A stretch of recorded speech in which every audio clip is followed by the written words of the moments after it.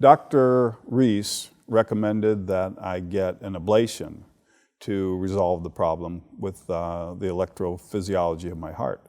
And so he recommended his colleague, Dr. Cooper, to undertake that. And Dr. Cooper is also a very professional doctor, and he explained everything about what he intended to do and what the outcome would be and exactly each step in the procedure. And again, it gives you great comfort because you're not even going to be awake at that time to know that somebody, with a very professional manner and, the highest standards is going to be doing that critical work on you.